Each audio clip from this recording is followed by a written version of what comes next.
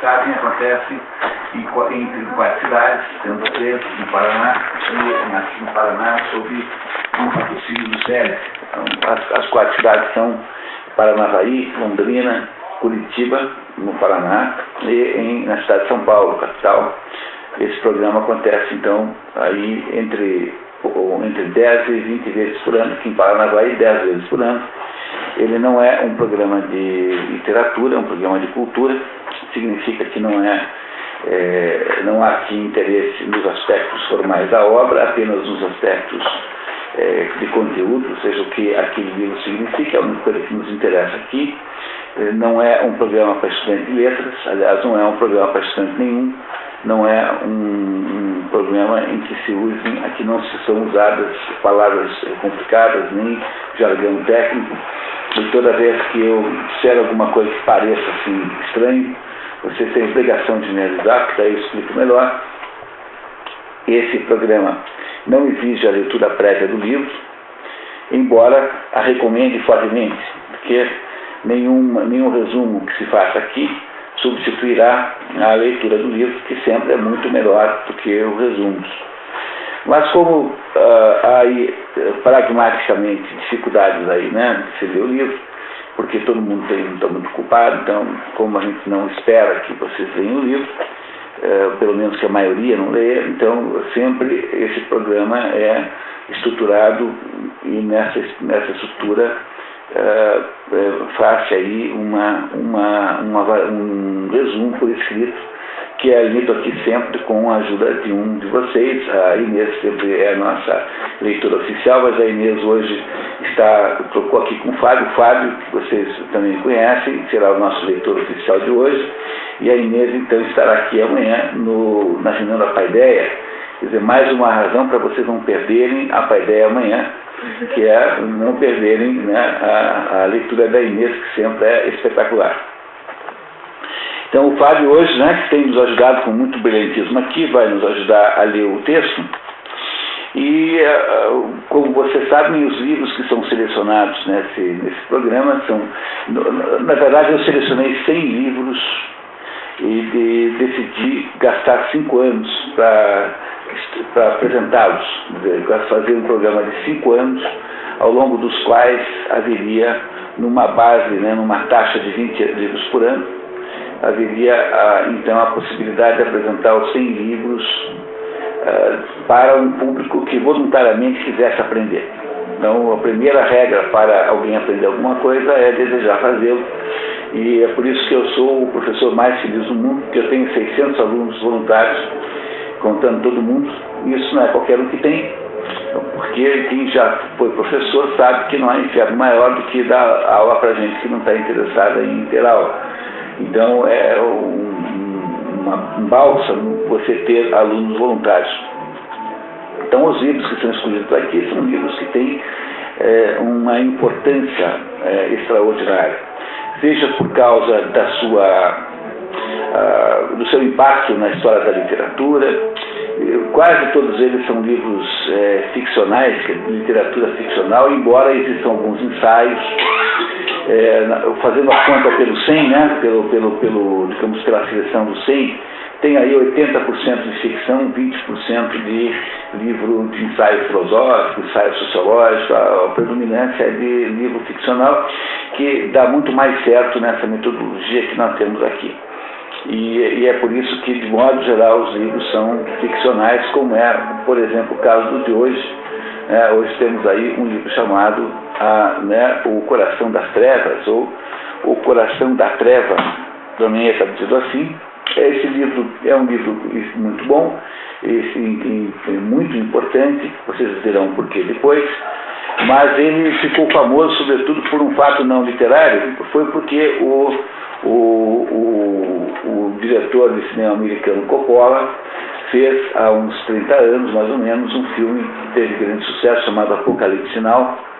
E o Apocalipse Now, que vocês devem ter assistido, alguns de vocês, passam na televisão de vez em quando, não é mais nenhuma raridade, é um filme baseado nessa história. Claro que é completamente diferente da abordagem feita pelo próprio autor, né? Completamente diferente pela abordagem pelo próprio autor, não não há nenhuma semelhança, mas enfim, a mesma história e a personagem misteriosa da história, que é o Kurtz, que vocês conhecerão daqui a pouquinho, é protagonizado no filme pelo Marlon Brando, que fez talvez o seu último filme, aí junto com a série dos Chefões, aí, né, o seu último grande filme, assim, digamos, que teve uma grande repercussão. Então esse livro acabou sendo muito conhecido, claro, mais a versão do Coppola, claro que é uma versão apenas baseada, não é uma tentativa de contar o filme no cinema. Não é isso, tá? É um filme muito baseado apenas e não é uma adaptação, tanto é que o filme do Coppola não chama O Coração da Treva, é um Apocalipse, não.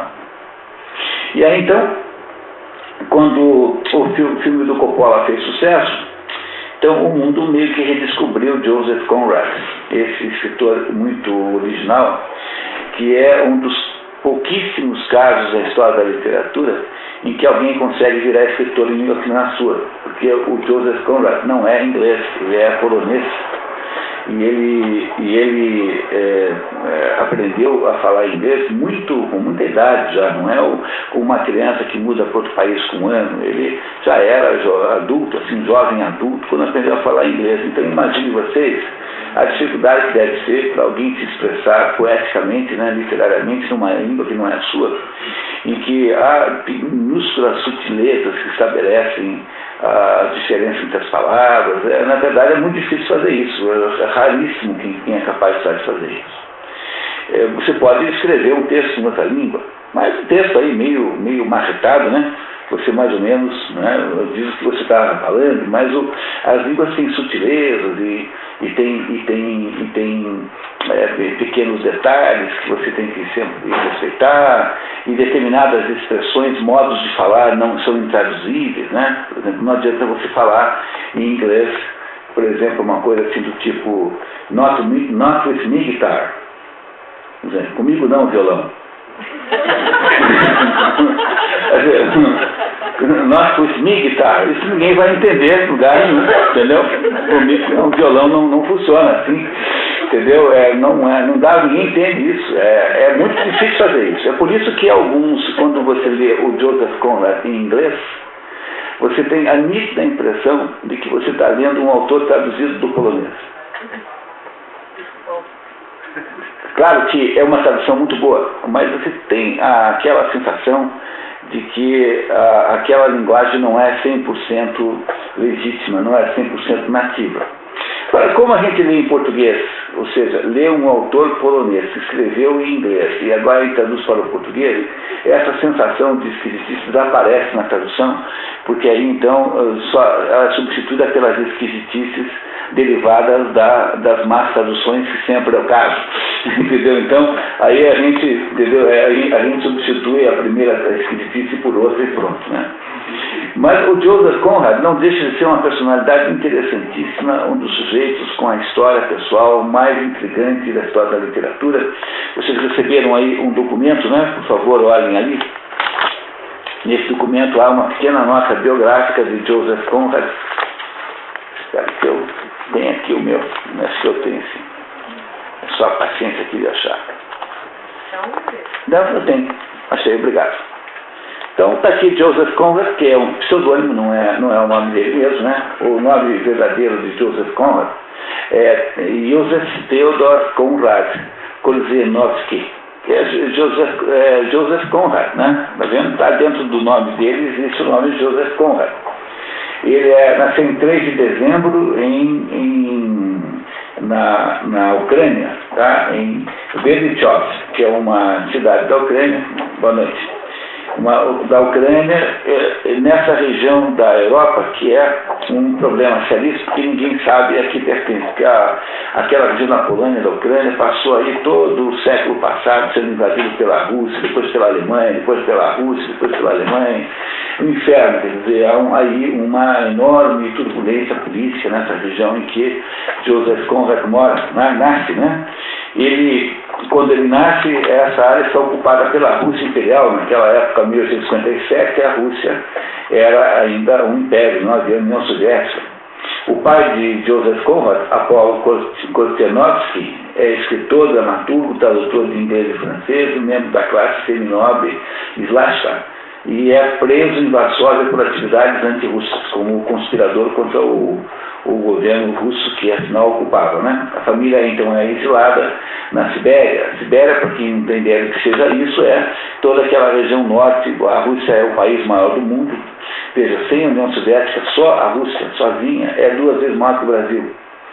O território da Rússia moderna, sem a antiga União Soviética, é 2 vezes maior do que o Brasil. E há uma divisão territorial nos montes Urais, a partir do que existe um mundo selvagem chamado Sibéria, que é um mundo praticamente inabitável por causa das baixíssimas temperaturas. A gente não tem a menor ideia do que seja aquele frio, que sempre foi usado na Rússia imperial como lugar de degredo. Então você mandava para lá os inimigos do Estado. Dostoiévski foi preso numa colônia penal na Sibéria, por exemplo, né? E a família do Joseph Conrad também é mandada lá. Ele não vai, vai o pai e a mãe, vão os dois, mas ele fica na Polônia, aí cuidado de uns clientes. E em 65, muito jovem, perde a mãe, Eva, uma solteira, né, de tuberculose. No episódio, Conrad adquire enxaqueca, infecção pulmonar, doenças que o acompanharão por toda a vida.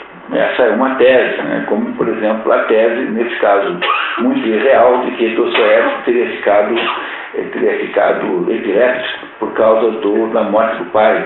Os psicanalistas, então, divertem-se imensamente com essa ideia, né, que o pai morre e Dostoiévski teria, então, ficado com culpa, porque tendo desejado matar o pai, edipicamente, na hora em que de fato isso acontece, ele somatiza uma culpa enorme de ter desejado a morte do pai, né? E por causa disso ele teria se tornado epilético. Essa é uma versão freudiana do assunto, tudo bem?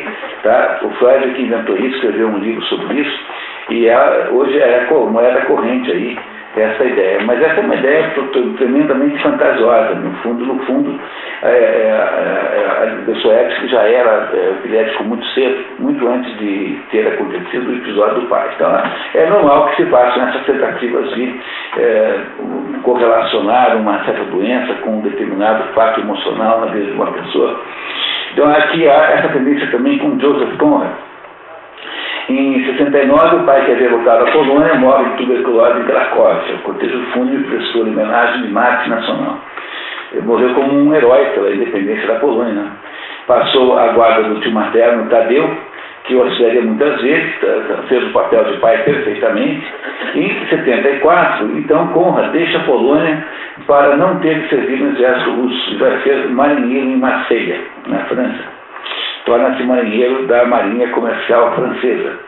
Durante 4 anos dessa marinha, Conrad viaja pelas Índias Ocidentais e América Latina, vivendo turbulentamente envolvido em contrabando de armas para a causa carlista na Espanha e conspirações de jogo. A carlista na Espanha é a tentativa de ressuscitar a monarquia espanhola, que havia sido derrubada por um golpe, havia sido criada uma república na Espanha e havia uma tentativa de ressuscitar a monarquia que não foi mal sucedida e só aconteceu depois, no século XX, com o rei Juan Carlos, né, depois da Segunda Guerra Mundial, mas durante esse tempo todo, no início do século XIX até o meados do século XX, até mais da metade, né, a Espanha foi uma república muito mal resolvida, tanto é que dessa aventura republicana nasceu aquela guerra civil, né, um dos episódios, né, associados aí, talvez até se pode dizer isso, associados até à Segunda Guerra Mundial. Então ele teve uma vida de juventude muito emocionante, é por isso que ele tem muito material para contar. As histórias de Joseph Conrad são muito interessantes. Tem uma história chamada Nostromo, que conta de um episódio vivido aqui na América Latina, e que é muito divertido. Ele é um exímio contador de histórias, e como teve uma vida de jovem marinheiro, né, uma vida em que ele viu muita coisa, ele é um grande contador de histórias, um grande fabulador, para falar em termos literários, assim.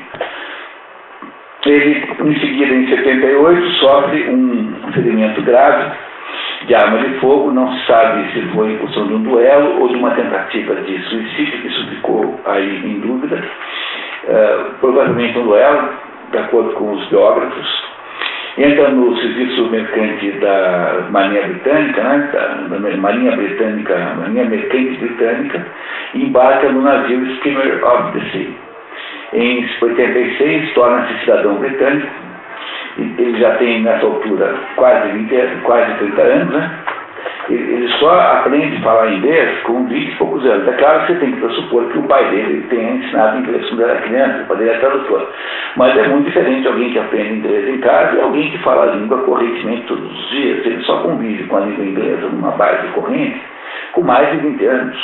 O fato de que ele escreve tudo em inglês e também é um assombro, é uma coisa absolutamente assombrosa. Joseph Conrad é um desses exemplos mínimos, muito extraordinários. Outro exemplo incrível disso é o próprio Othmane Carpo, que veio ao Brasil com 40 anos, praticamente, sai da Europa no dia em que começa a Segunda Guerra Mundial. Ele é de 1900, tinha 39 anos, portanto, e que 5 ou 6 anos depois escrevia enciclopédias em português. Um sujeito que veio com 40 anos do Brasil, aprendeu português, assim, 1 ano, 2, já escrevia enciclopédias. São coisas notáveis, extraordinárias, que você não encontra todo dia, essas personagens assim. Ele, então, já na Inglaterra, né, ele recebe o grau de mestre da Marinha Mercante Britânica e passa a comentar o seu próprio navio, o Otago. Em 89 escreve seu primeiro romance e em 90 acontecem os fatos que inspirarão o livro que nós vamos ler hoje. Em 90, Conrad é contratado pela companhia belga Société Anonyme Belge para pilotar o vapor Roi de Belge, Rei dos Belgas, no Rio Congo, entre Kinshasa e Stanley Falls. Stanley Falls é uma cachoeira, né? Então, o Rio Congo, que é um grande rio da África, era um rio que essa companhia de navegação, né, usava para suas atividades comerciais. E a primeira missão que ele tem que fazer, o Joseph Conrad, estamos falando do Joseph Conrad, tá? Da pessoa real, né? É recolher rio acima o agente da companhia, George Antoine Klein, né? Que estava doente, que precisava voltar lá e voltar para a Europa. Então o sujeito vai para o Congo. Nessa época o Congo era uma colônia belga e o rei Leopoldo II, na verdade não era nem uma colônia belga, era uma colônia pessoal do rei Leopoldo II, que é tido, até, aliás, com certo exagero, como o maior genocida colonial de todos os tempos. Quer dizer, se teve alguém que produziu maior matança, maior destruição da população nativa, teria sido o Leopoldo II da Bélgica. É um exemplo de colonialismo cruel e sanguinário. Agora, é preciso muito que vocês tomem cuidado com isso, porque sem nenhuma tentativa de defender o homem, que de fato não valia nada, eu queria que vocês compreendessem que essas teorias de que ele matou 6 milhões de pessoas são todas fantasiosas. O Congo não tinha 6 milhões de habitantes, não, entendeu? Então há um exagero imenso, enorme, sobretudo produzido pela claque anti-imperialista, pelos grupos políticos interessados em desmerecer o imperialismo. Então, mesmo assim, não há nenhum mérito na pessoa desse rei da Bélgica, muito embora ele esteja sendo exageradamente vilipendiado pela opinião pública. E aí então essa companhia fazia transporte daquelas preciosidades africanas para a Europa, basicamente das presas do elefante, aquilo que nós chamamos de marfim. Marfim é o nome que se dá àquele material das presas do elefante. Com marfim faz-se uma porção de coisas, sendo das mais úteis de todas elas as teclas do piano. Os grandes pianos da história humana eram feitos com teclas de marfim, é o melhor material para tecla. Hoje em dia não é mais assim, né? Hoje em dia você faz um piano de teclas de madeira com um revestimento assim, um certo esmalte, para parecer que é marfim. Mas os pianos antigamente eram todos feitos com teclas de marfim, que era a mais nobre dos destinos. Cara, havia toda aquela indústria de pequenos objetos de arte, pequena estatuaria, né, de marfim. E essa companhia então transportava lá de Stanley Falls até Kinshasa e depois o rio não era mais navegável, tinha que vir por terra até a foz do Rio Congo, e do Rio Congo ia para a Bélgica. E o nosso autor aqui, o Joseph Conrad, é contratado por essa companhia para fazer justamente esse trabalho, para dirigir um vapor. O navio era um vapor, ele queimava madeira ou coisa equivalente, né?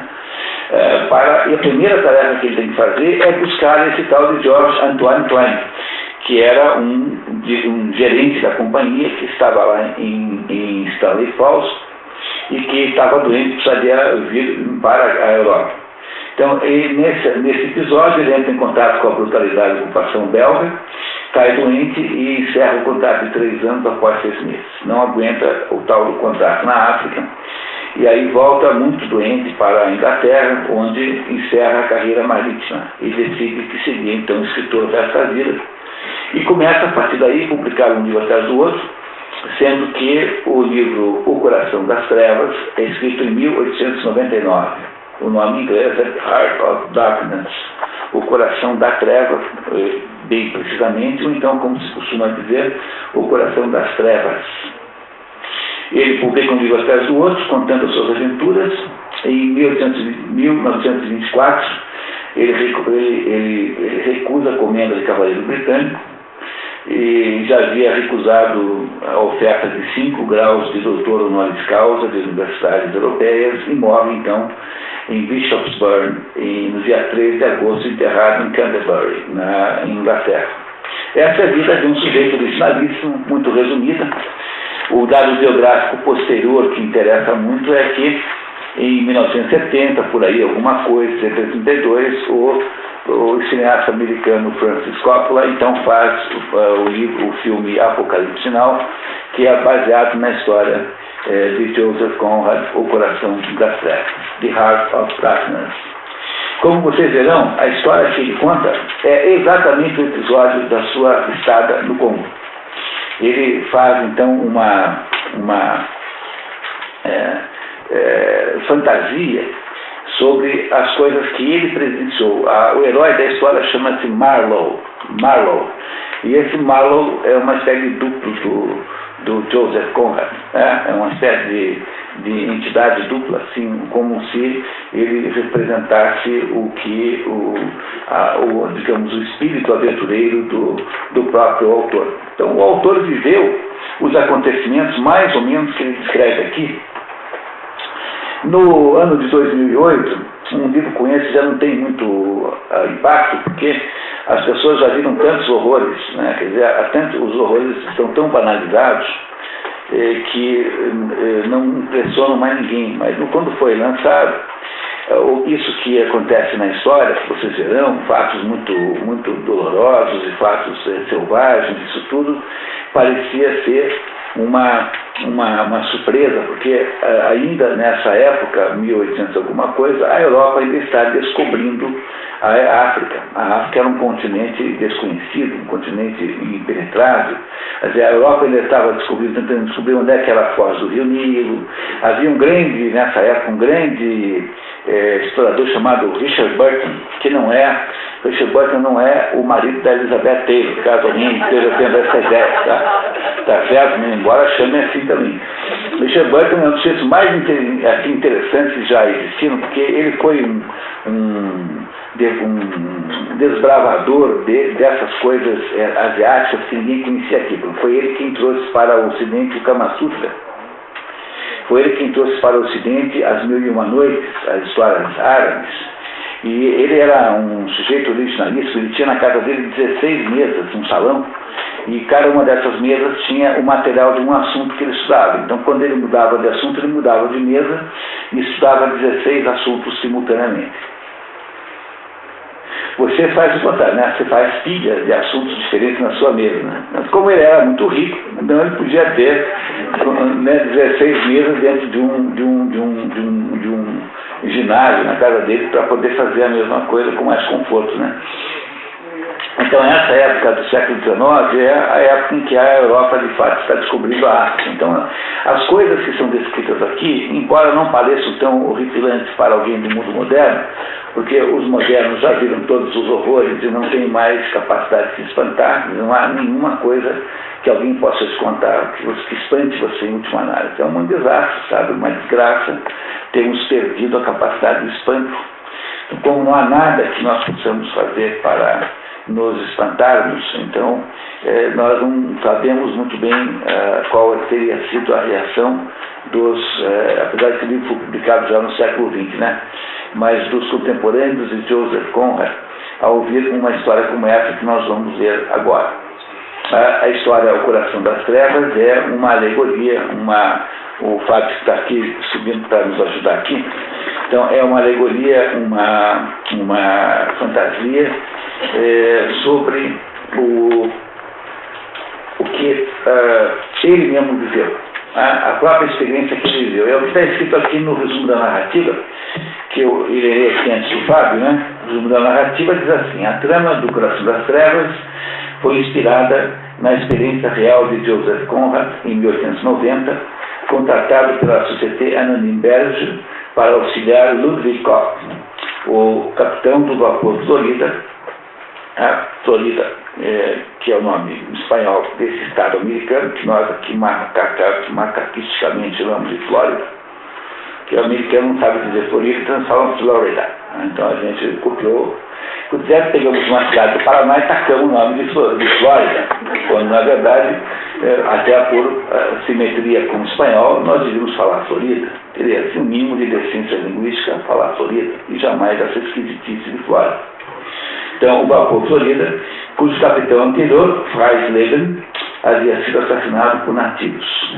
O Florida subia e descia o rio Congo, entre Kinshasa, uma cidade que até hoje existe, e Stanley Falls. Ao chegar em Kinshasa, Conrad foi informado que o Florida estava no estaleiro e que ele serviria a bordo de outro vapor, o Rei dos Belgas. A primeira missão de Conrad era recolher rio acima em Stanley Falls o agente da companhia, George Anton Klein, gravemente doente. O acampamento da companhia em Stanley Falls era responsável pela coleta de marfim, resina de copal e outras mercadorias valiosas. Durante a viagem, Klein morre, o que foi recolhido, morre. O capitão Ludwig Koch fica gravemente doente e Conrad, deprimido e adoentado, no lugar de permanecer os 3 anos previstos, volta à Europa em pouco mais de 6 meses. Mais tarde, Conrad diria que, antes do Congo, eu era só um animal. Depois a gente entende melhor o que ele quer dizer com isso. Mas o fato é que esse episódio da vida de Conrad é um episódio divisor de águas, porque você pode dizer assim, que ele saiu lá daquele inferno polonês, de repressão e de opressão russa, para ser marinheiro. O mar sempre tem essa conotação de grandes mistérios. E depois que ele consegue ser marinheiro, primeiro francês, depois inglês, ele interrompe essa carreira, que era uma carreira alternativa, muito importante, por causa da experiência do Congo, a experiência então que ele vai ficcionar em seguida na história que nós vamos ver agora com a ajuda aqui do Fábio. Então, essa história aí é de um impacto incrível na vida de Joseph Conrad. E ele, então, faz com que esse livro, O Coração das Trevas, seja, portanto, o seu livro mais importante, embora há quem diga que Nostromo seja o melhor de todos, o mais bem construído, do ponto de vista literário, etc. O livro é um pouco pizzicato, assim, é um pouquinho quebrado, a ação é um pouquinho quebrada, porque tem aí algum sentido de nos dar a sensação de um nervosismo permanente. Quando você lê o livro numa boa tradução, você vai sentindo assim um nervosismo permanente, como se tudo estivesse o tempo todo tensionado, como uma corda que está puxada ao extremo, que de vez em quando estala. Esse é o clima da história que permeia a história toda do começo ao fim. E a história começa então na Inglaterra, no Tamisa, quando então o Marlowe está contando para um grupo de pessoas, diz a esse grupo de pessoas que vai lhes contar um acontecimento, uma história. E que história é essa? É a história em que ele foi durante alguns meses marinheiro de água doce. Quer dizer, ele foi lá encarregado de dirigir lá um barco no Rio Congo, que é água doce. Então o narrador começa um narrador que não é o Conrad, em seguida o Conrad, que não é o Marlowe. Em seguida o Marlowe entra na história e ele passa a narrar a história do começo ao fim. Tá certo, pessoal? Alguma dúvida? Algum ponto obscuro? Podemos começar? O que vocês acham? Então, vamos lá então. Fale, por favor. 5 homens. Um advogado, um contador, o narrador dessa parte da história, Charlie Marlowe, e o diretor da companhia e comandante da embarcação esperam no iate do cruzeiro Nelly, o início da maré vazante, para deixar a foz do Tâmisa, após terem deixado Londres, a maior e mais grandiosa cidade da Terra. Cai a tarde.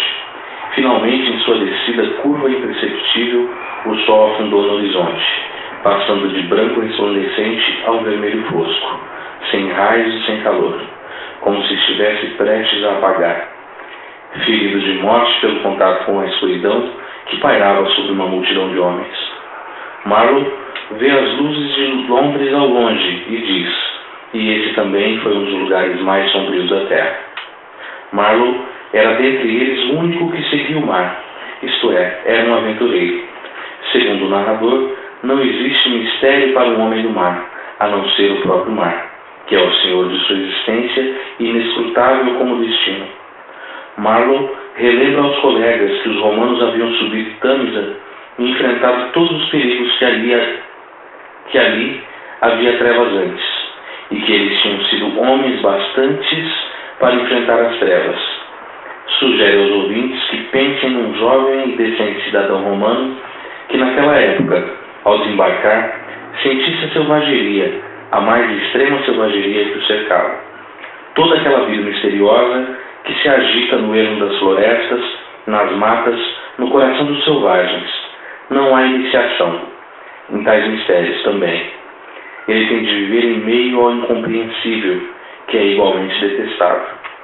Conclui, no entanto, numa pose de Buda, que nenhum dos presentes sente-se assim, porque seriam salvos por sua devoção e eficiência e por serem colonizadores, e não conquistadores. Para mitigar o tédio da espera, Marlowe pede licença para contar aos companheiros sobre a vez em que havia se tornado marinheiro de água doce por um tempo. Bom, então vamos entender esse pedaço, pessoal. Esse pedaço não tem muita importância, mas ele é bom que a gente compreenda completamente. Os 5 homens conversando, esperam que a maré permita que o barco possa sair de Londres e navegar pelo rio Tâmisa até pegar o mar. Nessa época os barcos eram a vapor ou a vela, né? Um dos dois jeitos, mas a vela obviamente é mais econômico, né? Você navegar a vela, então é por isso que, dependendo do caso, é preciso haver vento mesmo. E então estão esses homens ali esperando a hora certa de sair do porto de Londres e na direção do mar. E o Marlowe está dizendo o seguinte: olha, houve uma época em que isso aqui em volta de nós foi um lugar selvagem. Quando os romanos estiveram aqui, quando os romanos colonizaram a Inglaterra, né? Tanto é que eles fizeram uma colonização parcial. Quando chegou até um dado momento, pararam e fizeram as famosas muralhas de Adriano, que estão ali na altura, na divisão entre a Escócia e a Inglaterra. Aquela ilha que nós chamamos de Inglaterra, na verdade é uma ilha composta de 3 países, né? Vocês sabem disso, né? Aquela ilha principal tem Inglaterra, tem o país de Gales e tem Escócia. São 3 países, digamos assim, tecnicamente independentes, que juntos fazem aquela ilha central principal. Aí, quando você soma essa ilha, a Irlanda, que é uma outra ilha, que também é de partida Irlanda Eire e Irlanda do Norte, a soma desses dois chama-se Grã-Bretanha. A Grã-Bretanha é a somatória da ilha da Irlanda, com as 2 Irlandas, e a ilha que compõe onde estão 3 países, que é a Inglaterra, o país de Gales e a Escócia. E os romanos chegaram até o ponto em que divide a Inglaterra da Escócia. E a razão pela qual eles fizeram aquela muralha lá é porque eles achavam que os bárbaros não passarem por lá de cá. Quer dizer, o pessoal de cima era muito difícil de lidar. E mesmo um romano achava aquele pessoal insuportável, então não os queria por perto. Então, por aí você tem uma ideia do que ele está dizendo aqui. Ele está dizendo para os seus companheiros que é para vocês lembrarem, não esqueçam que a Inglaterra nessa época é a rainha dos mares, a Inglaterra está no seu auge. Na virada do século XIX para o século XX, a Inglaterra está no momento maior da sua história, em que ela domina os mares, ela tem tantas possessões internacionais, ela tem tantas colônias que o sol nunca se põe. Em algum lugar, o sol, da Inglaterra, o sol estará brilhando. Basta dizer que eles eram donos do Canadá, donos da Índia, todo o subcontinente indiano, a Austrália. Não havia nenhuma potência maior que a Inglaterra em 1900. Os Estados Unidos não tinham o mesmo poder. Então está aqui o Marlowe, que é um marinheiro, um capitão, né, contando para os seus colegas que isso, embora a Inglaterra naquele momento represente assim, a civilização, muitas centenas de anos antes representava o contrário, que é quando os romanos chegaram lá e se confrontaram com uma porção de bárbaros, do mesmo modo que naquele momento, em 1900, a Inglaterra se confrontava com os bárbaros na África, com os bárbaros não sei aonde, na Oceania e também na América Latina, né, na América do Sul. Então aí está o Marlowe preparando o espírito dos seus companheiros para ouvir uma história do confronto entre o civilizado com o bárbaro, que era os habitantes da África, que ele, Marlowe, conheceu nessa história que ele contará em seguida, enquanto espanta o tédio da espera do tempo em que a maré permitirá a saída do navio. Todos entenderam isso, né? Essas personagens que estão aqui, esses companheiros do mar, não têm a menor importância, eles já somem aqui na história e nunca mais aparecem.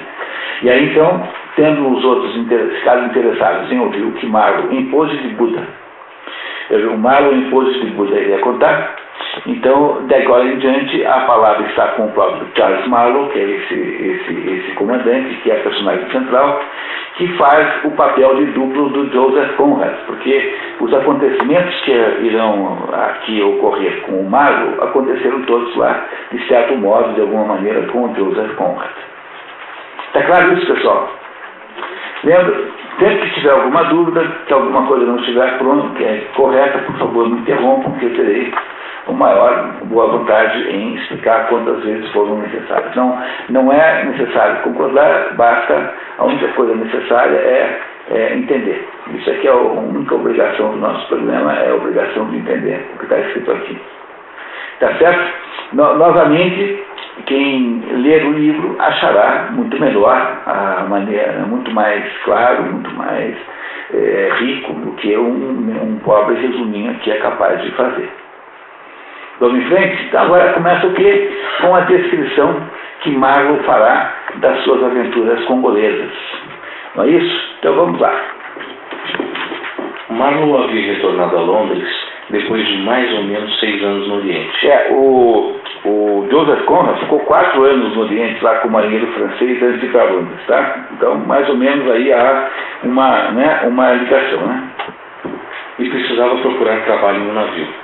Lembrou-se de que, quando criança, costumava sonhar em conhecer lugares vazios que localizava no mapa, e se havia deixado fascinar por um lugar tenebroso, onde havia um rio, em especial, um rio grande e poderoso que você podia ver no mapa, semelhante a uma cobra desenrolada, com a cabeça no mar, o corpo em repouso curvado à distância sobre o vasto país e o rabo perdido nas profundezas da terra. Repare que ele, sendo estrangeiro, por ser estrangeiro, ele certamente escolhe bem as palavras, porque uma das características de quem escreve numa língua diferente da sua é uma certa insegurança no vocabulário, né? Então você, quando vai escrever numa outra língua, você toma cuidado, pergunta, vai olhar no dicionário para saber se aquela palavra é de fato aquilo que você queria. Então quando ele faz comentários desse tipo assim, que ele olhava para um lugar tenebroso, lugar tenebroso é um lugar muito tebra, né? Tênebra, né? Tênebra, né? Trevas é a mesma palavra. É um lugar escuro, sombrio, é um lugar digamos, demoníaco, enfim, um lugar onde há energias negativas, enfim, tudo isso. E ele diz, o tempo todo está fazendo aqui metáforas. Veja, ele diz que o corpo em repouso curvado à distância sobre o vasto país, o rabo perdido nas profundezas da terra. Em qualquer cultura, a ideia da profundeza da terra é a ideia do inferno. Quer dizer, o inferno é o lugar que está embaixo, né? A palavra inferno, propriamente dita, significa literalmente o que está embaixo, infernos. Então, todas essas sugestões que ele faz de qualificação do que ele está vendo, são todas elas muito propositadas. É preciso, então, vocês não terem nenhuma ilusão sobre o uso das palavras aqui. O Joseph Conrad quer, de fato, dizer o que ele está dizendo. Ele quer nos falar uma porção de coisas escondidas atrás das coisas que estão aí aparentes. Ele diz aqui que ele, desde criança, tinha uma certa fascinação por esse lugar tenebroso. Então, ele, de alguma maneira, sente atração por isso. Muito bem, continuamos. Sai procurando na Fleet Street a companhia de navegação que fazia comércio naquele rio. A cobra havia me encantado. A cobra havia me encantado. A Fleet Street deve ser uma rua lá em Londres, onde ficam as companhias de navegação, né? Mas a cobra que havia me encantado é uma confissão de que ele havia, de alguma maneira, adquirido uma certa fascinação por isso, por um certo tipo de aventura, que é uma aventura de natureza sombria. Né? Há aí uma confissão de alguma simpatia por isso, de alguma maneira, pelo menos alguma atração, mesmo que não seja uma atração muito voluntária. Que ele se diz fascinado, né? Encantado. Né? Encantar encantar tem aquela conotação mágica. Aquele flautista encanta as crianças, né? Os ratos depois das crianças. Não é isso? Quer dizer, encantar é ser preso de um poder do qual você não pode escapar. Quer dizer, ser prisioneiro de um poder do outro. Isso é encantar. Vamos ver para onde vai dar isso. Sentia de alguma forma que deveria ir lá, por bem ou por mal. Pronto, tá vendo? Tem que ir lá por bem ou por mal, não tem saída.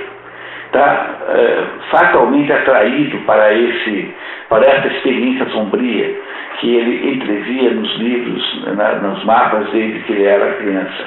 Tinha que vivenciar isso. Aquilo se transforma numa ideia fixa. Sem sucesso sozinho, Marlowe consegue facilmente um emprego numa companhia comercial, com a ajuda de uma tia que conhecia a mulher de um alto executivo. Na verdade, ele substituiria um dos comandantes da companhia, que havia sido assassinado num desentendimento com nativos. Este comandante, o dinamarquês Fresleben. E o outro que, de fato, o Joseph Conrad substituiu era Fresleben.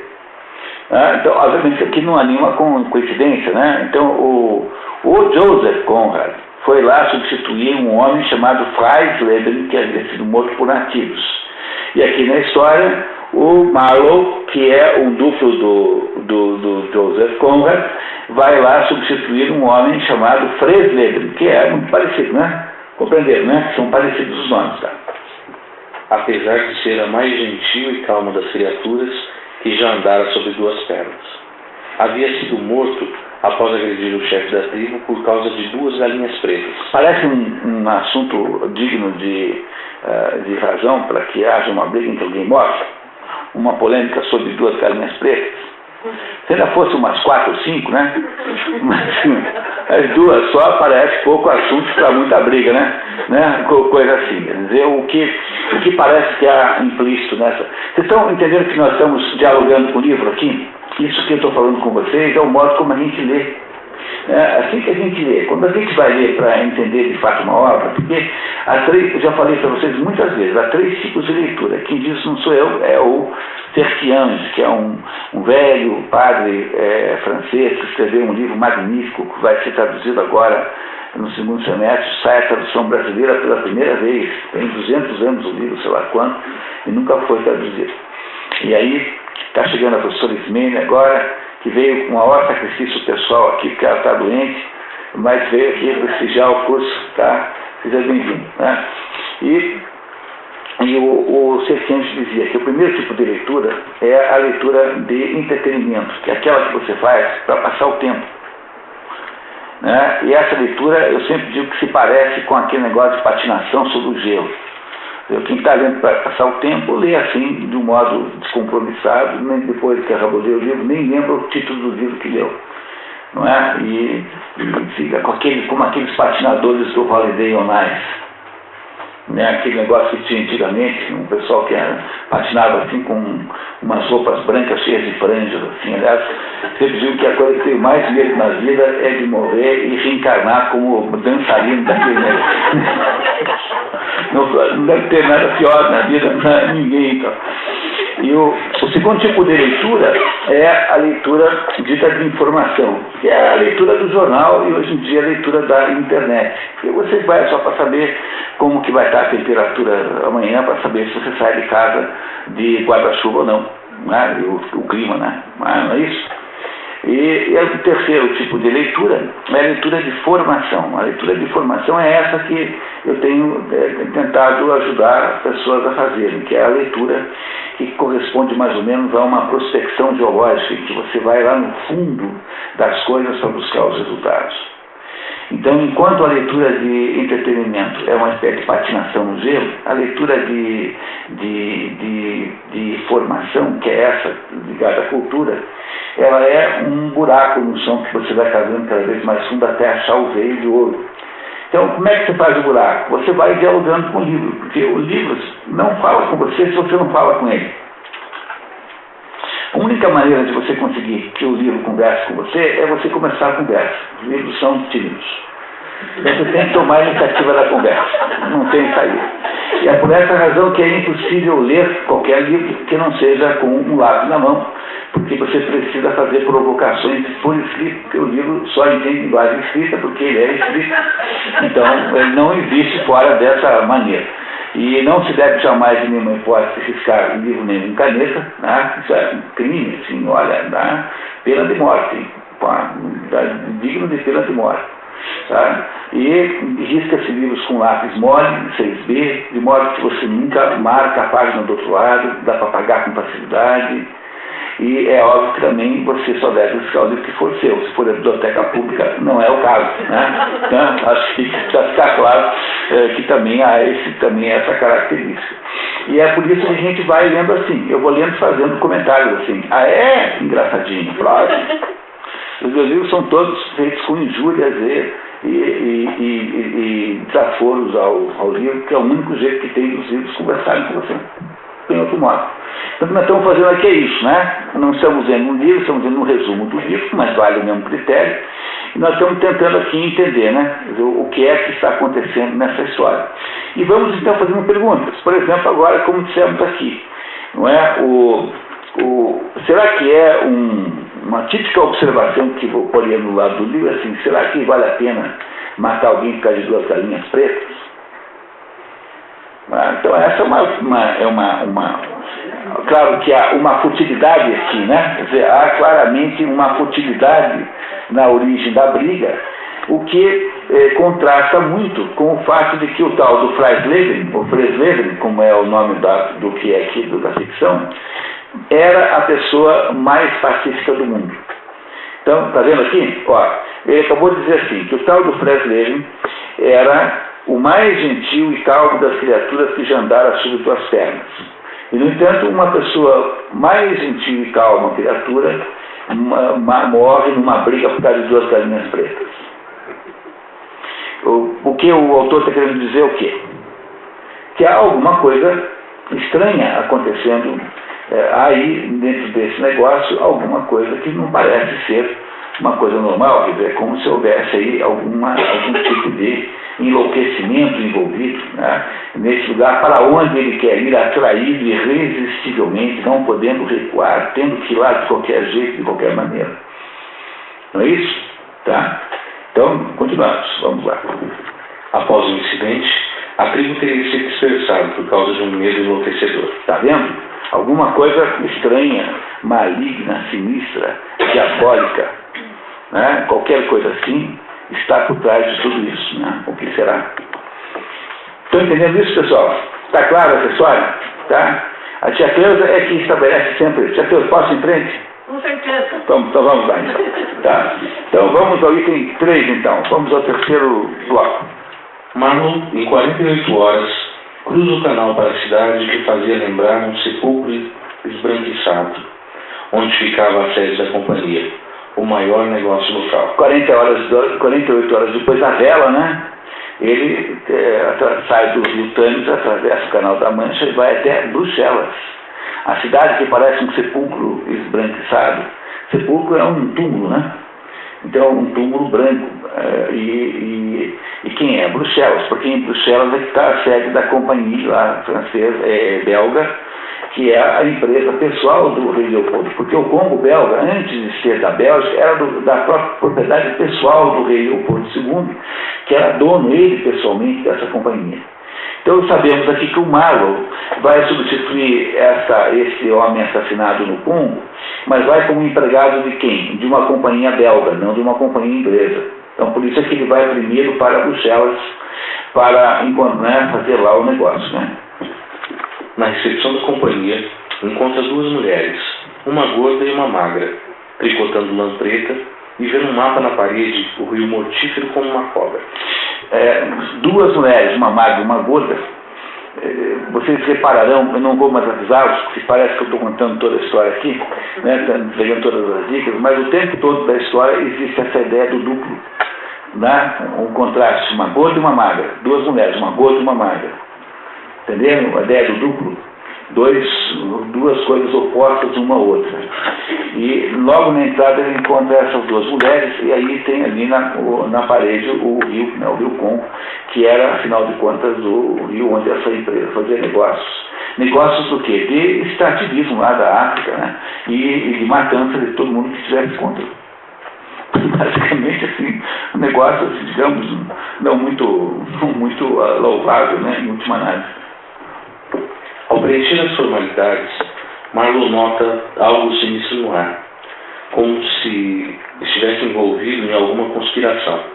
E depois, já longe, pensaria nas duas mulheres, vigiando a porta das trevas, tricotando lã preta como para uma cálida mortalha, conduzindo para o desconhecido. Você não sente um arrepio quando você tem isso? Se fossem três mulheres, daria para dizer que ele está fazendo aqui uma menção às três parcas. As parcas, né, que são três criaturas monstruosas, três mulheres, que moram no inferno. Elas são anteriores aos deuses, elas nasceram antes dos próprios deuses. Elas, então, têm a missão de controlar a vida de todo mundo que é vivo. Então, quando a gente nasce, uma delas começa a tecer um fio, que é o fio da nossa vida. A segunda enrola o fio e a terceira fica com um tesourão assim, e quando ela acha que a nossa vida não deve mais existir, corta. Então essas três parcas que ficam na porta do inferno são a imagem que o Joseph Conrad está fazendo aqui dessas duas mulheres. Ele não botou três. Por que ele não botou três? Porque ele está mais interessado em explorar a ideia do duplo do que em explorar, que nesse caso, as três parcas, que são da mitologia grega, né? Mas seja como for, duas ou três, aí claramente uma ligação com a ideia da morte. Tem a cobra ali, né? Poderia ser a terceira. Pois é, mas a cobra é só uma fotografia na parede, né? Um desenho na parede, né? Tá certo, claro. Não, podemos imaginar isso também, sem problema nenhum. Vocês compreenderam? Nem sempre as imagens são muito claras, porque também há sempre a possibilidade de ele ter feito a imagem conscientemente. Eu não sei se a gente deve apostar muito nisso, mas tanto faz no fundo, porque no fundo interessa apenas que a imagem está ali. Então, se vocês perceberam, quer dizer, tudo que está em torno dessa companhia que o está contratando está associado à morte. Mortalha, inferno, as parcas, não é isso? Alguma coisa sinistra está acontecendo ali. Muito bem.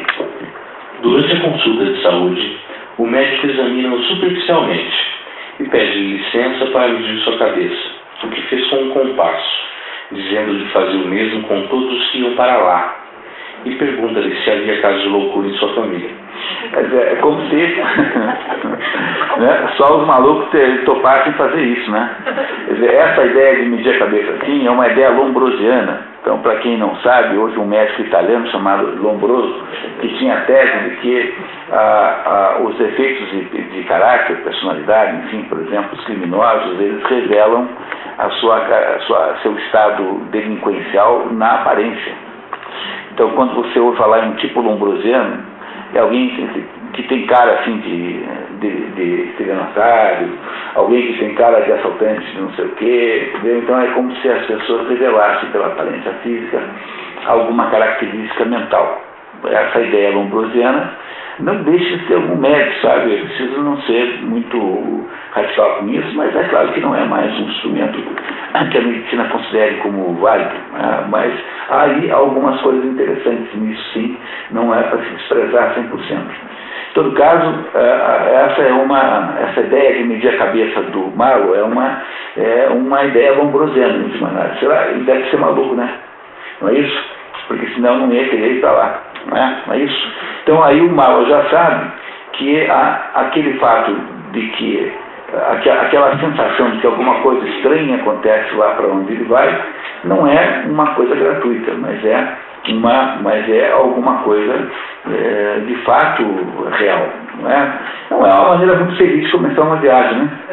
Não é isso, né? Mas vamos ver o que acontece então com a nossa personagem, com o nosso herói, Charles Marlowe. Marlowe procura sua tia para se despedir e ouve dela a concordância em se arrancar aqueles milhares de ignorantes de seus horríveis costumes.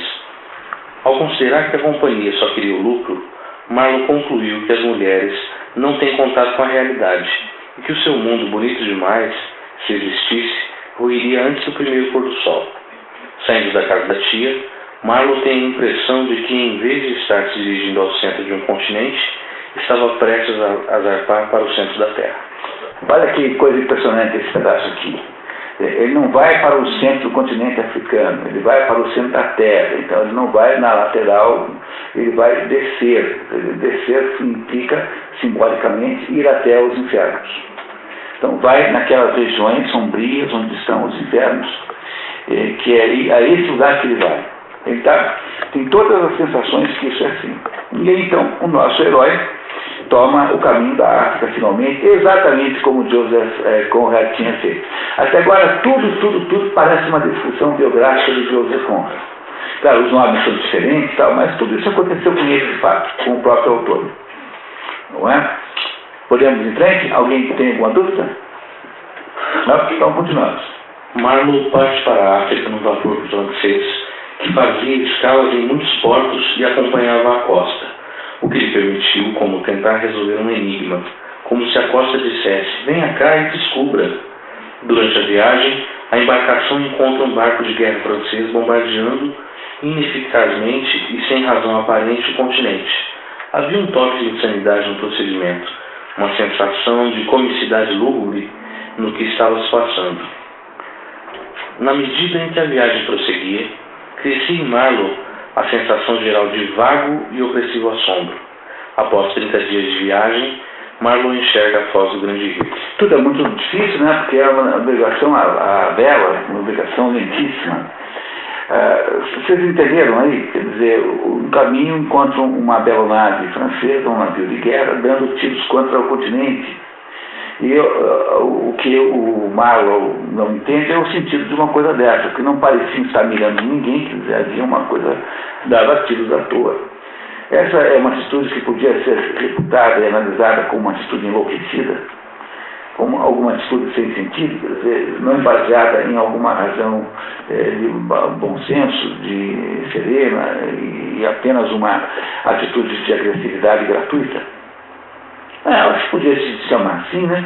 Acho que ele tem razão em achar isso.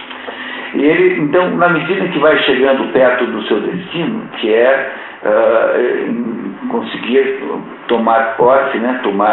Assumir o cargo de comandante daquele navio a que ele estava destinado, vai simplesmente aumentando a sensação de terror, de horror, a sensação de violência gratuita, ou seja, a sensação de loucura, de enlouquecimento coletivo que cerca todas as coisas.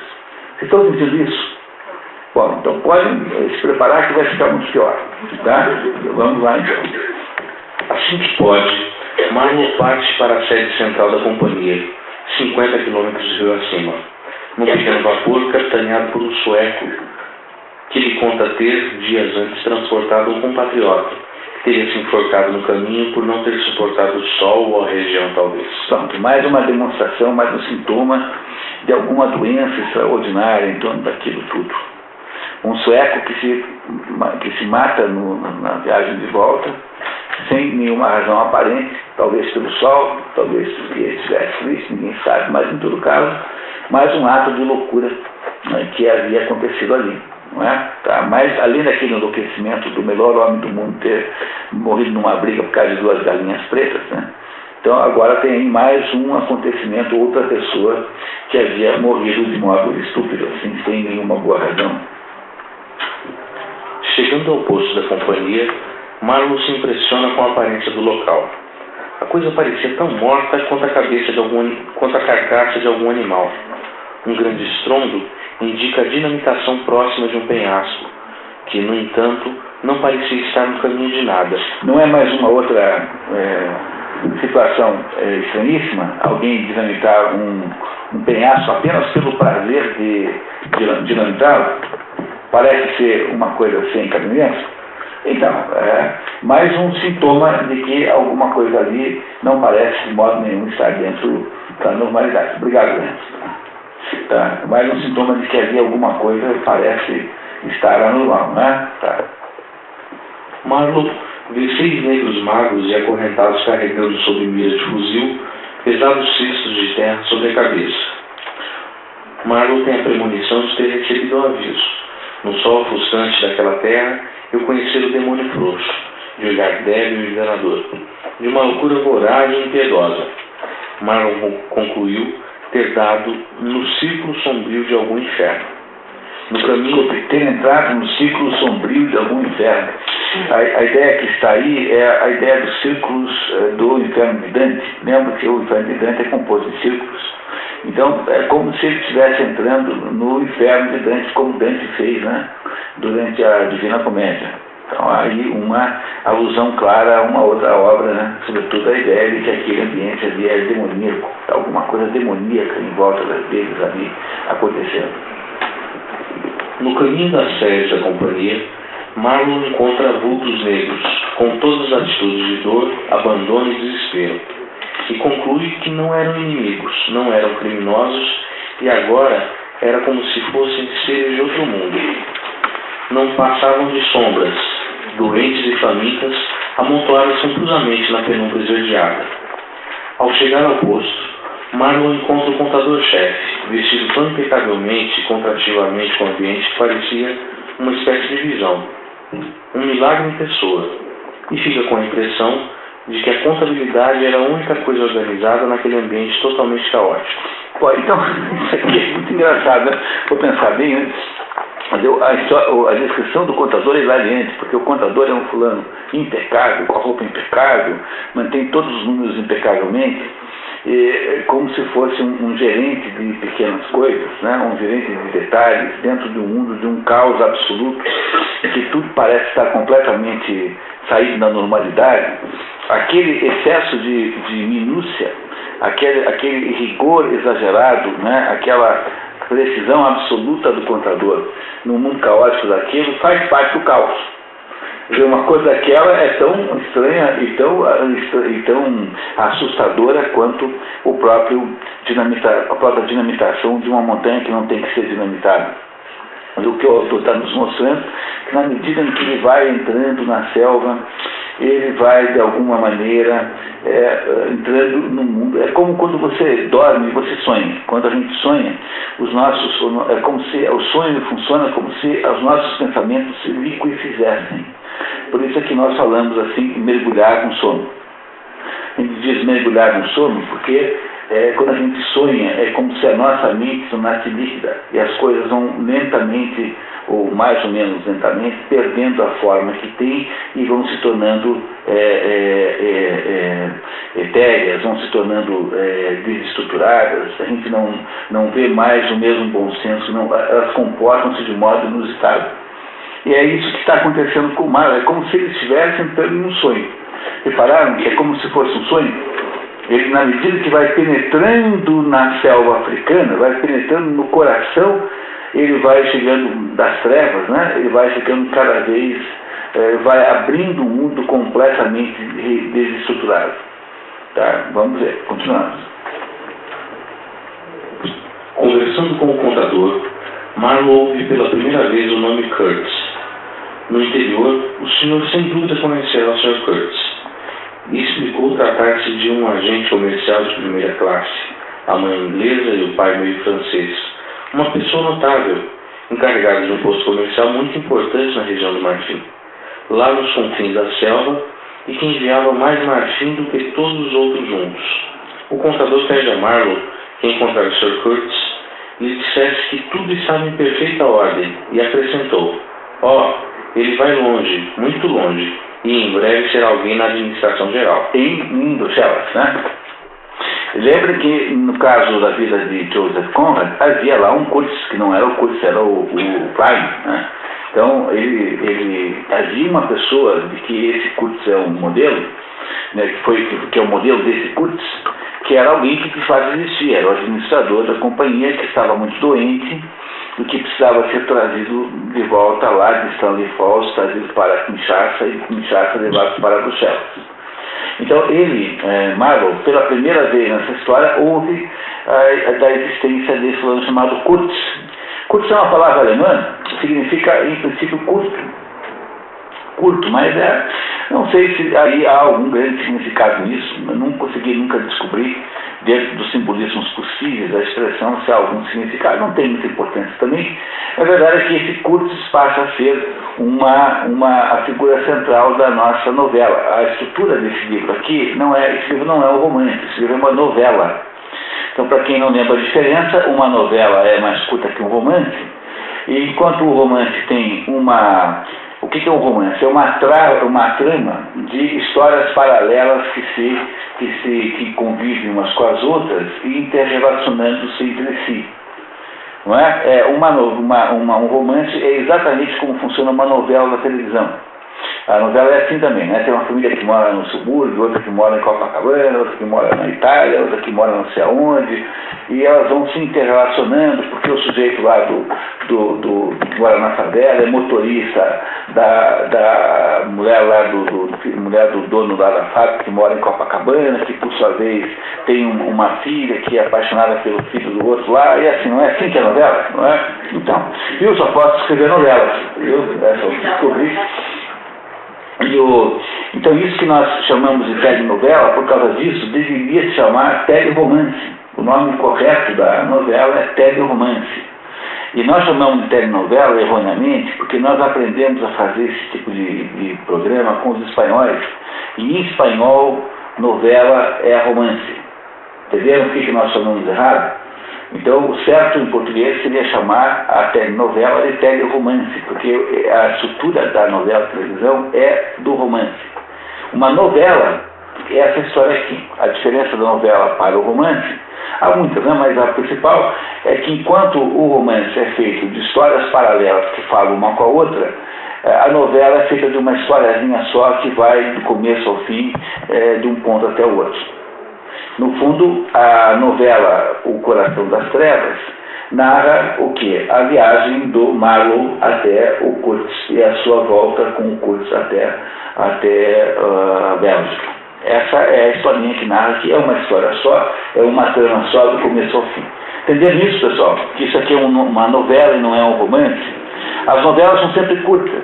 Essa aqui é uma novela curta. Você lê isso aqui em 2, 3 horas bem lidas, você lê toda a história. Se você tiver um pouco de concentração assim, em 3 horas toda a história. Tá certo, pessoal? Alguma dúvida? Não é isso? Então, pela primeira vez na novela, o nosso personagem central, o Marlowe, ouve falar do tal do Kurtz, que é uma pessoa, né?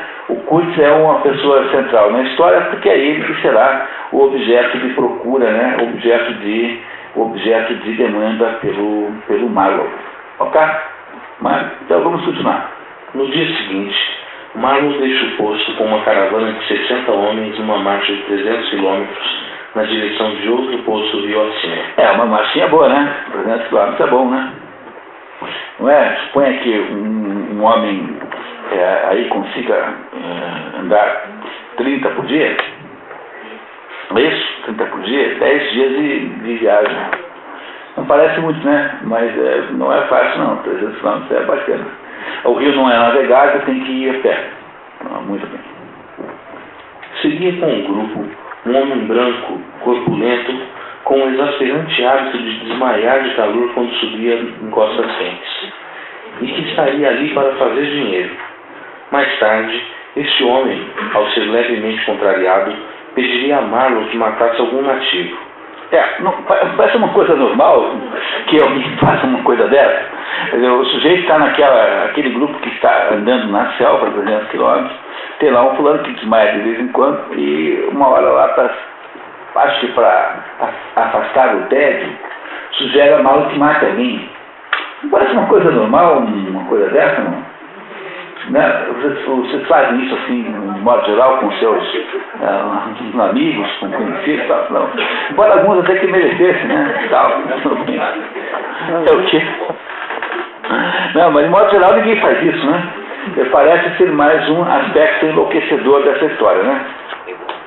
Continuamos. No caminho, uma solidão, uma imensa solidão. Ninguém, nenhuma alma, nenhum casebre, a população debandara há muito tempo. A caravana passa por diversas aldeias abandonadas. Carregadores morrem sem que ninguém se importe. No 15º dia, o que sobrou da caravana chega à estação central, construída no remanso do grande rio, que ficou à vista de novo. Então, o que sobrou da excursão, aqueles que não morreram no caminho, sem que isso possa parecer alguma coisa assim preocupante, assim, ninguém estranha nada disso. Não parece um mundo diferente esse mundo em que o Marlowe está penetrando? É um mundo contra as nossas, digamos, percepções mais comuns do que seja normalidade, né? Não é uma insensibilidade à morte, como se a morte fosse uma regra da qual ninguém pode escapar, não é? Uma coisa mais ou menos assim. Continuamos. Surgem homens brancos com grandes cajados nas mãos, e um deles informa Marlowe de que seu vapor estaria no fundo do rio, danificado por tentativa de pilotagem desastrada. Na vida real, aconteceu a mesma coisa. O Jack Conrad, quando chega lá, descobre que o navio estava em reparos, não estava afundado como aqui, estava em reparos e que ele não podia ser capitão daquele navio. Então ele vai para o Roi de Belge. Então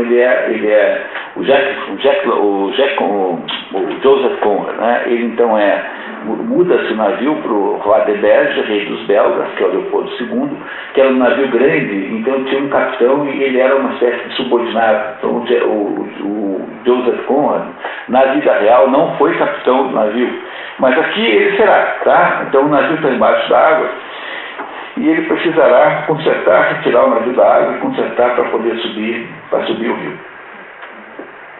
Marlowe, por causa dos cajados, apelidaria estes homens de peregrinos.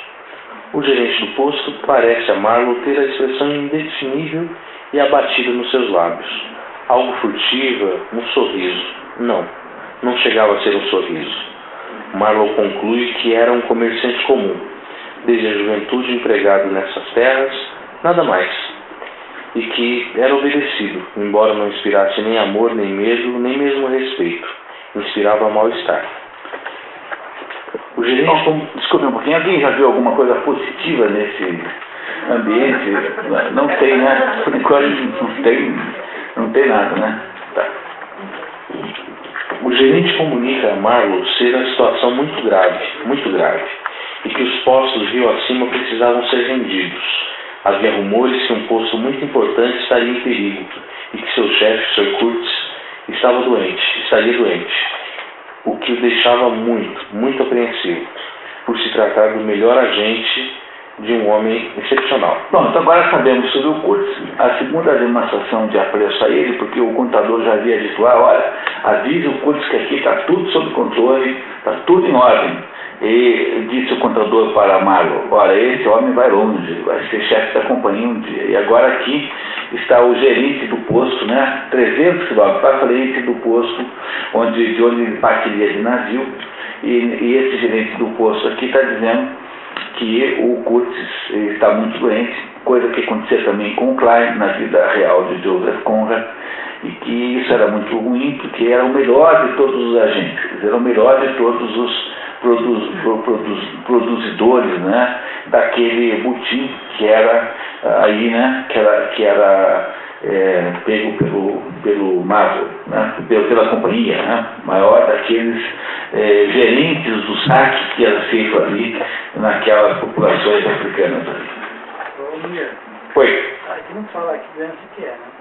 Não fala. Não. E nós talvez nunca saibamos também. Tá? E também não tem realmente importância. A verdade é que a doença aí tem um sentido simbólico genérico, né? Alguma coisa desestruturante, alguma coisa que tem uma potência de levar à morte, por exemplo. Em relação com a África, que a África é um continente doente? Místico. Não, místico, doente não. Místico. Onde essas forças espirituais, elas influenciam as pessoas que vêm de fora para lá. Bom, é isso mais ou menos que está acontecendo com o Marlowe, né? Na prática é isso, quer dizer, ele está entrando no coração da África, mas ele não está entrando no coração da África, está entrando no centro da Terra. Eu preciso fazer essa diferença.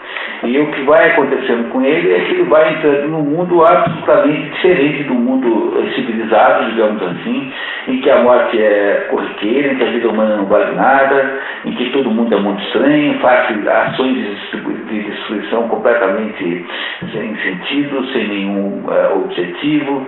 Esse é o mundo em que ele está entrando. E esse mundo parece, de certo modo, assustador. Não é?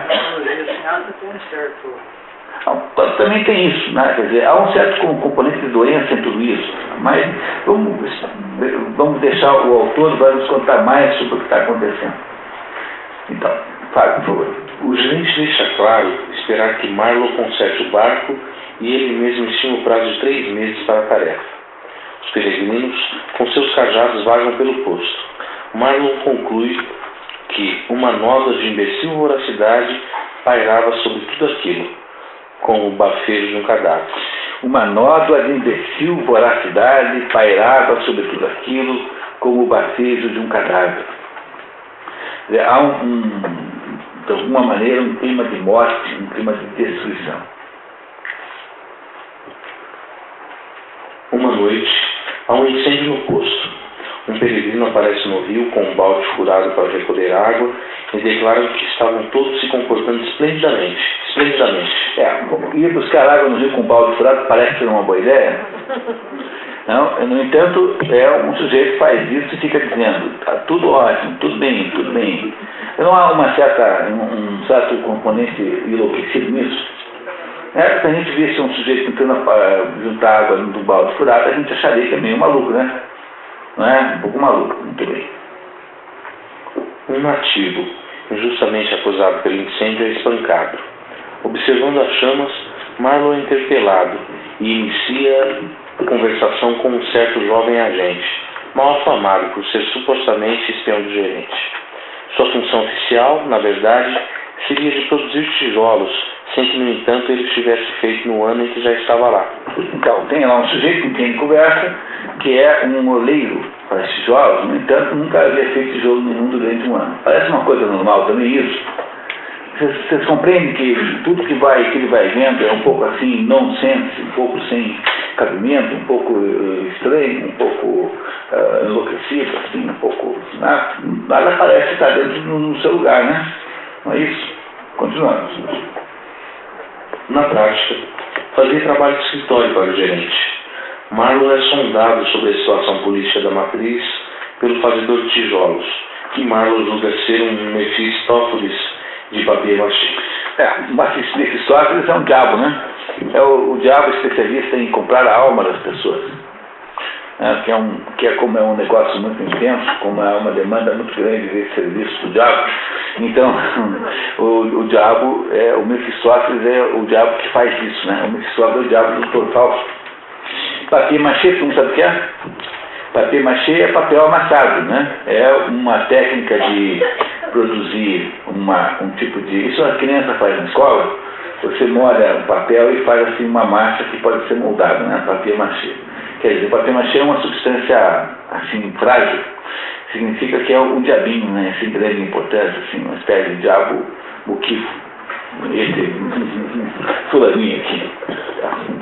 Visitando o quarto do oleiro, Marlowe repara na parede um desenho a óleo, representando uma mulher vendada carregando uma tocha acesa. Marlowe é informado de que o autor é o Sr. Kuntz. O oleiro informa Marlowe de que Kuntz é um prodígio, um emissário de piedade, da ciência, do progresso e do diabo a quatro. E que Kuntz teria vindo à África para orientar na causa que foi confiada pela Europa, por assim dizer, de inteligência superior, grandes gestos e unidade de propósito. Então agora sabemos mais uma coisa sobre o Kuntz. Eu estou interrompendo tantas vezes porque esse resumo aqui é um resumo mais curto, mais sintético. Eu tenho um pouco de medo que a gente perca algum ponto importante. Por isso que eu estou assim, aparentemente, assim, meio rebarbativo, mas se tiver muito chato, vocês me avisam que eu interrompo mesmo, né? Tá? Pode avisar mesmo com sinceridade, no máximo fazer é não dormir hoje à noite de tristeza. Não, mas não, é verdade, não podem dizer se eu estiver sendo chato, mas sabemos agora que o Kuntz é mais do que alguém bem visto sob o ponto de vista de desempenho profissional. Ele é um agente da civilização. Ele é um sujeito que está levando a civilização para a África. Então ele é tido aí como uma espécie de herói, de grande homem, porque ele iria transformar aqueles povos bárbaros em povos civilizados. Era essa a missão do Kuntz. É assim que todo mundo vê ali. Tem a grandiosidade do Kuntz vem dessa atitude, né? Dessa grande missão humanitária que ele iria ter feito lá na África. É claro que o Marlowe não acredita nisso, porque o Marlowe é um cínico. Então, quando eu penso no Marlowe, eu penso automaticamente no Humphrey Bogart fazendo o papel de Marlowe no cinema. Aliás, um dos truques mais interessantes para você ler qualquer romance, qualquer novela, quer dizer, qualquer tipo de peça de literatura ficcional, é você ir lendo o livro e ir imaginando o livro sendo filmado. Esse é um truque que sempre funciona muito bem. Você quer entender o livro? Você vai, costuma ir pensando na filmagem daquela história. Pode escolher os atores, entendeu? Escolhe a locação, em que lugar você quer fazer. Faz de conta que você é um diretor de cinema. Nunca falha. Esse truque é infalível. E você vai mais ou menos acompanhando o desempenho da história com essa visualização do que está acontecendo na sua cabeça. Então, toda vez que penso nessa personagem, Marlowe, eu penso no Humphrey Bogart. Seria, com aquele jeito cínico que ele tem, seria assim, o grande... Humphrey Bogart é um ator dos velhos tempos, né? Então, caso, não sei se nem todos vocês talvez sabem quem é, mas é um ator da antiga. E seria, eu acho que é o principal, o mais interessante ator para essa personagem, porque ele, no fundo, é uma espécie de cínico, ele não acredita muito naquilo, ele está prestando atenção. Humphrey Bogart, o filme mais famoso é Casablanca. Lembra Casablanca, que foi o filme mais famoso do Humphrey Bogart, mas fez o Falcão Maltês, que é um filme delicioso, um filme policial, chamado O Falcão Maltês. E uns outros 20, eu acho, imagina. Né? Mas quando foi que morreu o Humphrey Bogart? Só lembra-se, Eu era viva já. Eu não sei, eu acho que foi o quê? 40 e pouco, 50? Acho que 52. 50, por aí, mais ou menos. Tá? Mas ele era muito lindo. Só para minha imaginação aqui ficar melhor. Não, tá, tudo bem. Continua. Ele morreu jovem. Não, ele não sei que idade morreu. Né? Eu acho que não foi tão jovem assim, não sei. Tá. A Sociedade Internacional de Supressão de Costumes Bárbaros havia encarregado Kurtz de elaborar um relatório. Ao se dirigir para o barco em reparos, ele dormia. Marlowe deu-se conta da imensidão da selva e perguntou-se: o que havia no seu interior? Eu sabia que de lá vinha o marfim, e ouvira dizer que o Sr. Kurtz se encontrava lá. O oleiro tagarela sem parar sobre a necessidade que todo homem tem de progredir. Tenho a impressão de que estou tentando contar um sonho, uma tentativa vã, porque nenhum relato é capaz de transmitir a sensação onírica, onde aflora essa mistura de absurdo, surpresa e encantamento, num frêmito de emoção e revolta. Essa impressão de ser capturado pelo inacreditável, em que consiste a própria essência dos sonhos. Esse pedacinho está separado aqui para mostrar que aquela que eu fiz vocês perceberem, né, que essa ideia de que a história vai mais ou menos caminhando para um clima de sonho, para uma espécie de névoa, e está aqui confirmado por esse parágrafo. Então, cada vez mais a história parece inacreditável. Quem quiser ler um filme maravilhoso que faz a mesma coisa, chama-se Cidade dos Sonhos, e que é um filme moderno, cujo nome em inglês é Mulholland Drive, que é um filme do David Lynch, muito bonito mesmo, chama-se A Cidade dos Sonhos, em que o sujeito fez um filme em que o tempo todo vive-se como se fosse um sonho. Isso todo mundo tem essa experiência. Teve alguns momentos da vida em que determinadas fases da nossa vida, às vezes alguns dias apenas, às vezes passa-se como se fosse um sonho. Você depois não tem certeza se aquilo aconteceu ou não. A mesma coisa está acontecendo aqui com o Marlowe. Ele está vivendo uma espécie de sonho. Embora esteja vivendo concretamente essa experiência, né? Mas tudo se passa como se fosse um sonho. Bom, continuamos, pessoal? Então vamos lá. Enquanto o concerto prossegue, chega ao posto a expedição exploradora do Eldorado, em 5 levas de homens brancos montando burros, comandados por um homem que vinha a ser o tio gerente. A Marlowe pareceu conversa de sólidos bucaneiros, temerária sem bravura, gananciosa sem audácia e cruel sem coragem. Olha que bacana, né? Quer dizer, como é que é a descrição do sujeito que é apenas violento? Temerário sem bravura, ganancioso sem audácia e cruel sem coragem. Essas são as características do sujeito que é só um sujeito truculento e violento e não tem a nobreza do guerreiro. Então nunca esquecer que o que caracteriza o guerreiro não é a violência, mas a sua nobreza, aquilo que Aristóteles chamava de generosidade, que é aquela velha história, né? A diferença entre o samurai e o bárbaro. O bárbaro ambos têm na mão direita a espada, mas o samurai traz na mão esquerda o crisântemo, que é a flor do perdão. Então, o corajoso é o grande guerreiro, o guerreiro nobre, é aquele capaz da maior violência, mas também é capaz da maior generosidade possível. O que caracteriza o barbarismo é a violência pura, a violência sem limites, a violência sem critério, a violência com ódio.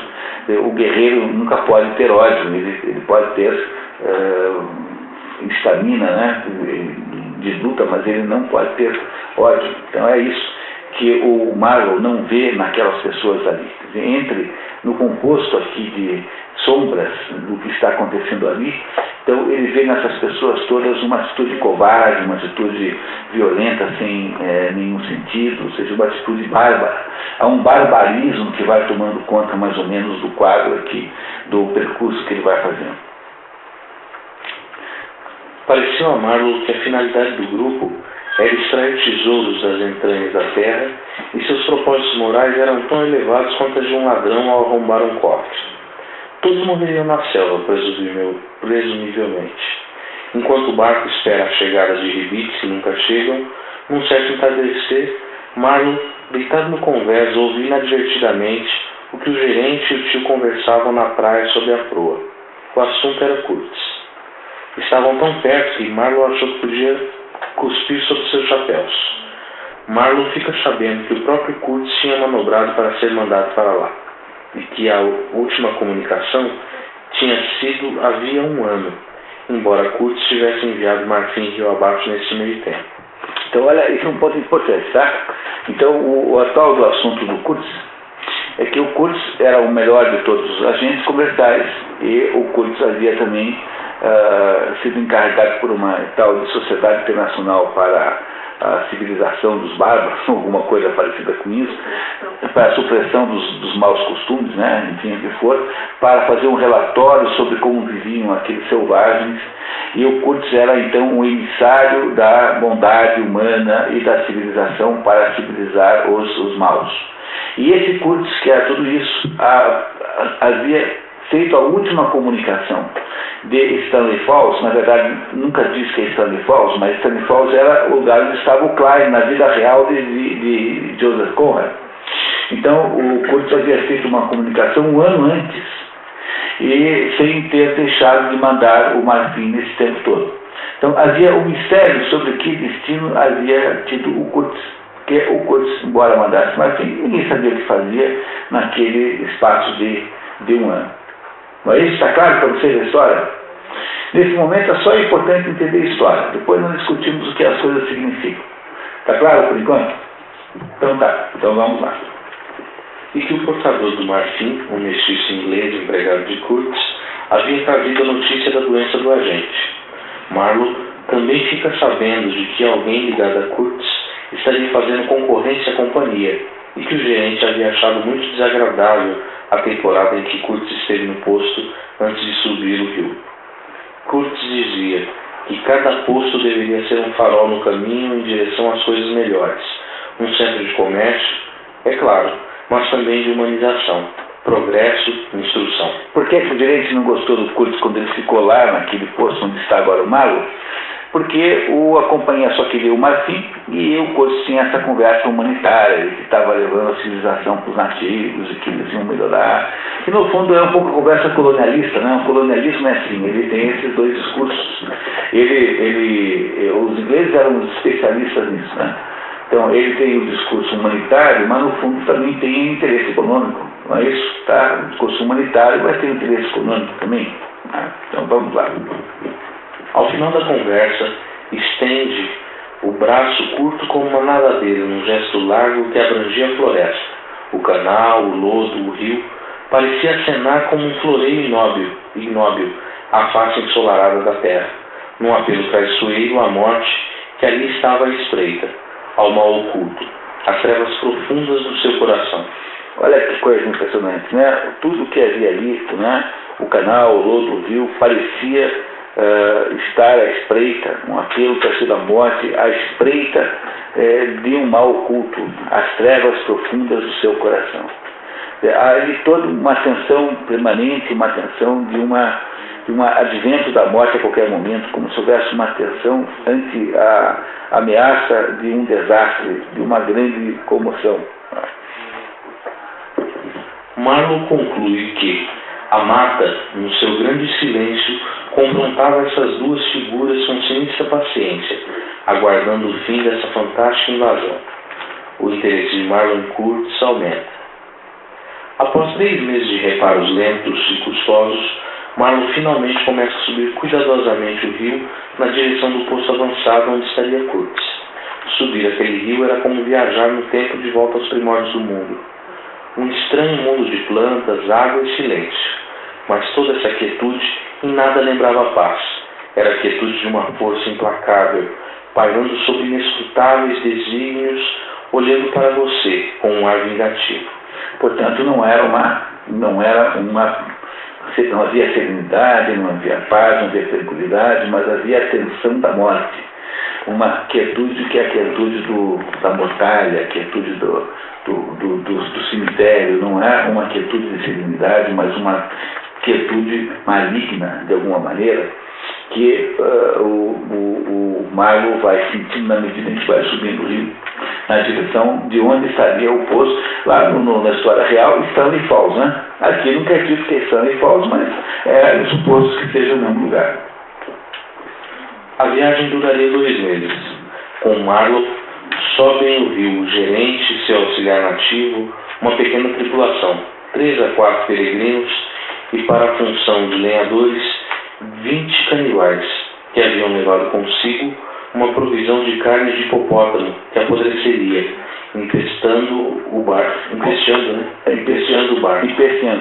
Empestando, né? Também fala assim, embora seja, não está errado, não. É uma coisa original, você subir um barco numa viagem de 3 meses, levando uns canibais com um hipopótamo morto para irem fazendo sanduíches ao longo do caminho, assim, lanchinhos ao longo do pior seria se não levasse hipopótamo, né? Ia ter que comer alguém da tripulação. Pois é, não é uma situação absolutamente estranha. Quantos de vocês achariam à vontade numa experiência como essa? Que um hipopótamo, claro, normal, vamos 3 meses de hipopótamo aí, tá? Não tem problema não, vamos subir. Não é isso? Aí com os canibais passeadores, porque é preciso ficar cortando lenha no caminho para poder botar nas caldeiras do navio, né? É um navio a vapor esse, né? Diferentemente do que o torso da Inglaterra, que é a vela, isso aqui é vapor. Pois não. Mas na vida real do George Rosa, ele ficou doente também, né? Ele ficou doente depois.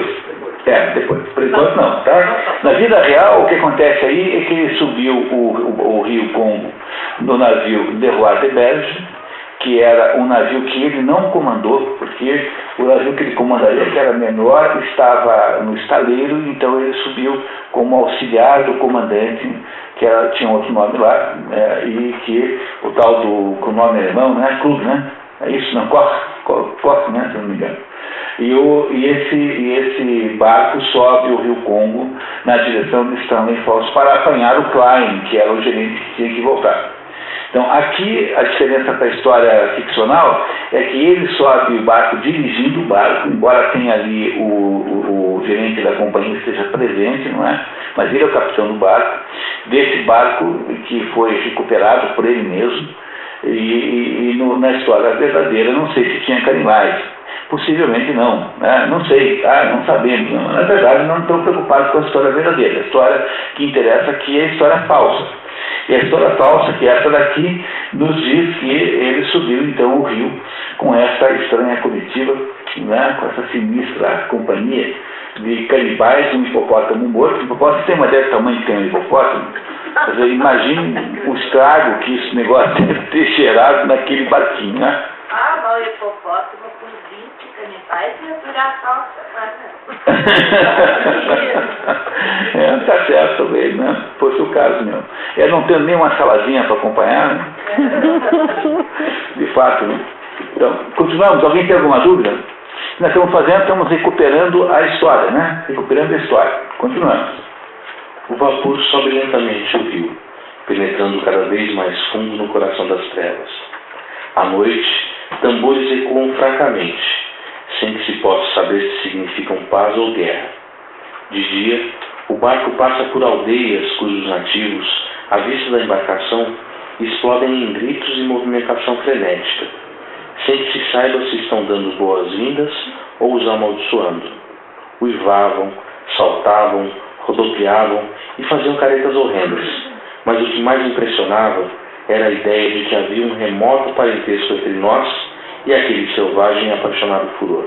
Então, aí você tem um momento muito importante dessa história, em que o Charles Marlowe, né, está dizendo que, apesar daquilo ser completamente selvagem nos padrões da Indonésia, né, que eles representam, havia alguma coisa neles daquele furor selvagem, como se aquilo fosse um pedaço, né, da vida humana em geral, que também estava dentro daqueles homens ali, tidos como civilizados, né? Ou ele, o gerente da companhia, né? e não os canibais, não estão nessa lista de civilizados. Né? Aí, continuamos. Marlowe pergunta-se: exerceria aquele demoníaco tumulto alguma atração sobre mim? A cerca de 65 quilômetros do poço de Curtis, o vapor encontra um barraco de junco abandonado.